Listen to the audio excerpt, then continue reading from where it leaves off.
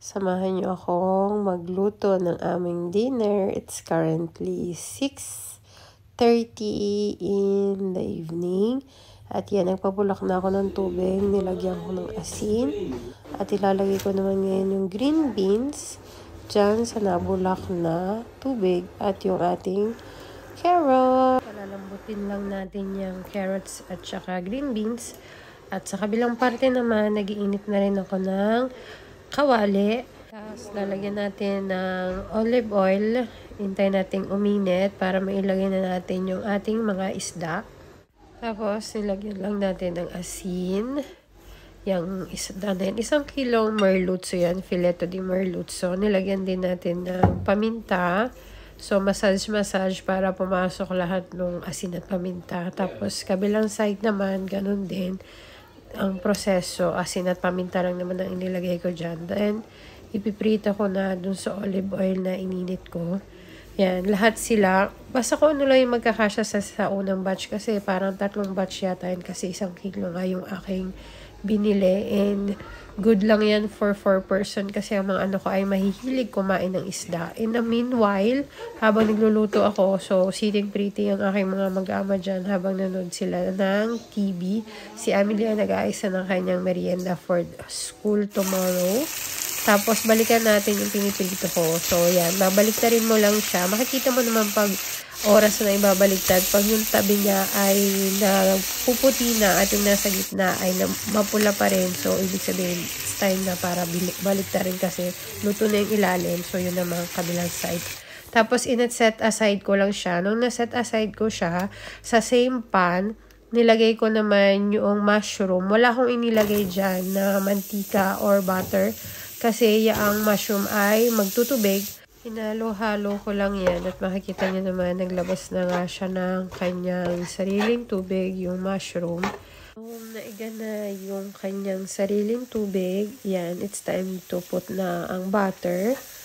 Tapos, mamaya lalagay na rin natin yung green beans at saka carrots na ating pinabulakan kanina. May asin at paminta na rin yan. Nakalimutan ko lang ilagay kanina doon sa clip.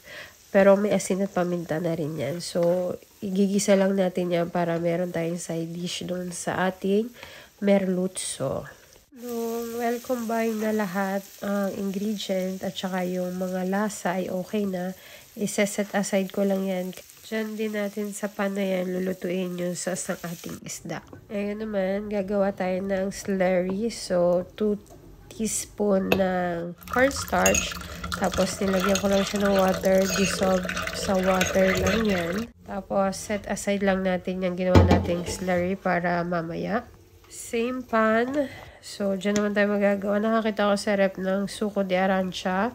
Sa halip na lemon ang gamitin ko, nakakita ko niyan. So, ano na lang, orange juice na lang ang gamitin natin.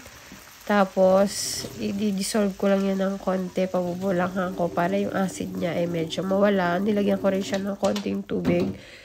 Tapos, nilagyan ko ng konting patis. Tapos, nung medyo bumubulak na siya, yung ating orange juice, nilagay ko na yung ating slurry para may pampalapot tayo dyan. Dahil yung slurry naman pampalapot lang yun doon sa sauce. Balang inilagay ko dyan pampalasa is yung patis na nakita nyo and salt and pepper.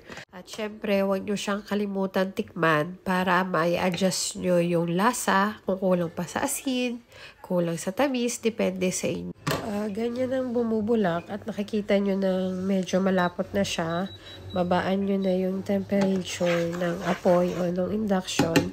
Dahil nang it's time to put back o ilagay na natin yung ating pinirito dyan, ilalagay na natin dyan sa sauce para manuot yung kanyang lasa doon sa isda.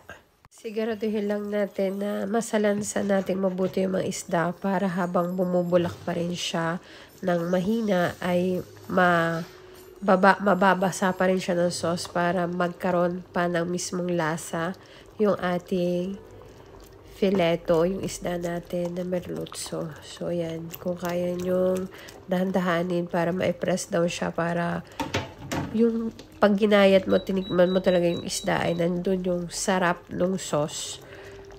So, So, ngayon, magpi-plating na tayo. Yan, nandiyan na yung ating stir fry na mga veggies. And lalagyan ko na rin yan ng isda. Dahil dito sa aming bahay ay ready na ang plate nilalabas sa kusina to table para yan lang ang mga portion na kakainin ng bawat isa sa amin. Dahil kung hindi ganyan ang gagawin mo ay hindi makakakain ng mga gulay ang aking mga anak.